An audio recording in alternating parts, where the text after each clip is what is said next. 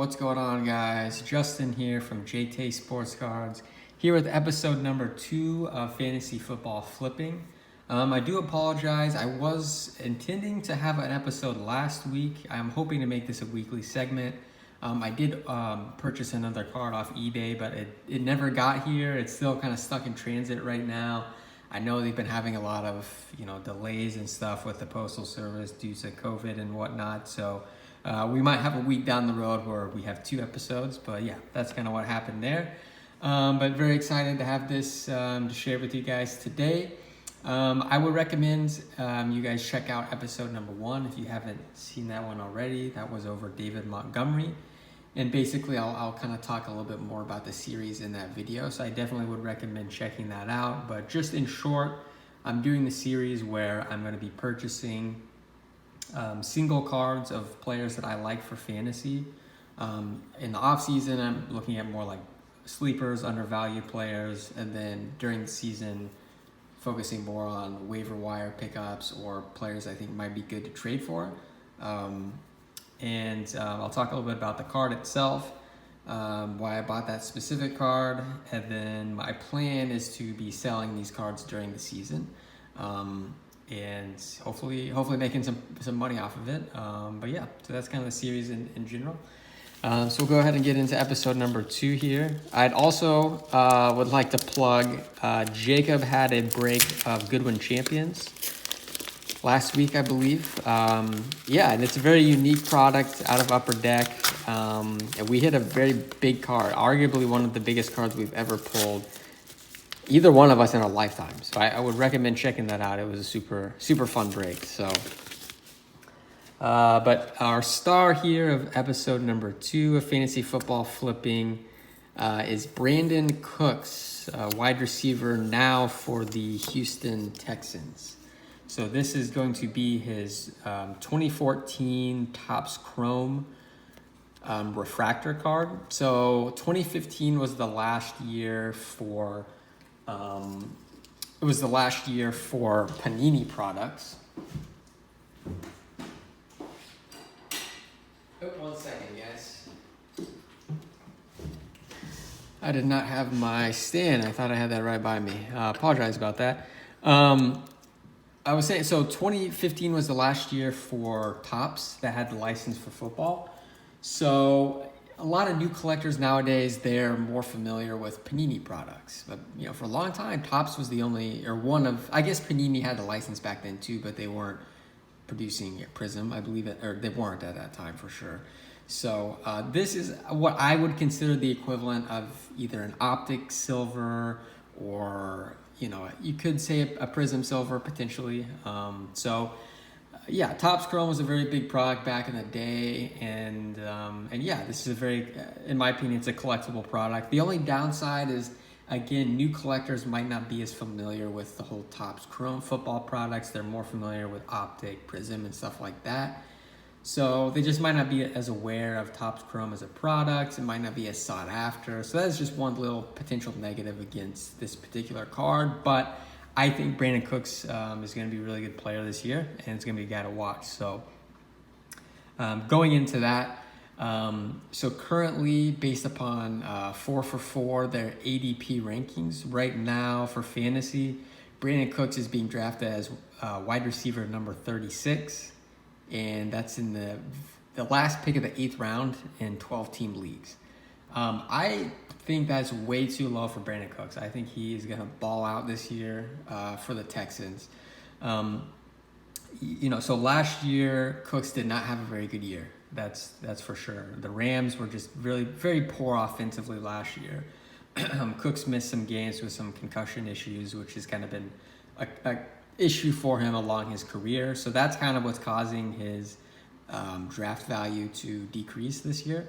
But if you look at Brandin Cooks, he put up a lot of good years, not very long ago. So if you look at his career, year by year, where he finished in terms of fantasy, so 2014 was his rookie year. He finished as wide receiver 56, which, rookie year. In 2015, he was a wide receiver 13. 2016, wide receiver 10. 2017, wide receiver 15. 18, or 2018, he was wide receiver 13, and then last year he finished up wide receiver 62. So within that, you have 4 top 15 finishes out of Brandin Cooks. The guy can definitely play, and he was a part of some offenses with the Rams, where they had a lot of options. They had Cooper Kupp would be a big one that kind of took some targets away from him. So if you look at his current situation with the Texans, it's really going to be a battle between him and Will Fuller for the number 1 wide receiver role. I think Cooks is the better wide receiver. Will Fuller is definitely talented, and he's a guy that gets talked about a lot as a guy that could break out every year, it seems like. But he has a ton of injury concerns. He's never been able to stay healthy for an entire year. And like I said, I just think Cooks is the better wide receiver. He's proven over Will Fuller. I think Cooks will be the number 1 wide receiver in this system, even with Fuller healthy. But especially if Will Fuller gets hurt, then Cooks is going to be by far the number 1 target. And there's not a whole lot in that offense. I mean, David Johnson for running back gets quite a bit of receptions, but they don't have a big tight ends to look at or, as a target. So I think Cooks is going to get targeted a ton. And the Texans should be a high-flying offense. They have been in years past. With Deshaun Watson as your quarterback, if you're Deshaun Watson's number 1 target, which in the last couple years has been DeAndre Hopkins, you're going to put up numbers. I'm not saying Cooks is going to finish with DeAndre Hopkins' numbers. He's not that type of wide receiver. But the number one receiving option for Watson, he's going to put up numbers, and I fully expect Cooks to be that guy this year. So I think his average draft position is way too low, man. If you can get Cooks in the 8th round, and at that point you're talking, you're looking at like a wide receiver 3. Cooks is a great option as a wide receiver 3. I mean, all day I'm taking Cooks as a wide receiver 3. So yeah, that was my buy this week. The last stat I'll leave you guys with, pretty impressive. So I saw the stat out of Pro Football Focus. Wide receivers that have had the most targets, 20 yards or more down the field, in which they had a step or more separation from the defensive back. The top 3 guys are Tyreek Hill, number 1 with 58, which is dude's a baller. Brandin Cooks was 2nd at 47. Number 3 was Julio Jones at 42. So he's in very good company. Watson can throw the deep ball. He's got one of the best arms in the league. There's going to be a lot of deep balls, I think, with Cooks this year. And Cooks, like you said, in his best years, he's getting over 1,000 yards easy, 6 to 7 touchdowns a year. I don't know why he's not being drafted as highly this year. You always have a risk going to a new team, how he's going to adjust. But I feel comfortable with Cooks. I think it's going to be a good change of scenery for him this year in Houston. So the only real downside to Cooks, I think, is going to be his concussion issues. He's definitely had several throughout his career. And with concussions, just the more that you have, the more likely you'll have more in the future. So, it's definitely possible Cooks can miss time, but it's really a risk that you take with most guys in football. I mean, no one's injury proof. So I'm not too concerned about that. So that's episode number 2, Brandin Cooks, Silver 2014 Topps Chrome Refractor. Let us know what you guys think of Brandin Cooks for fantasy this year. How do you think he's going to adjust in Houston?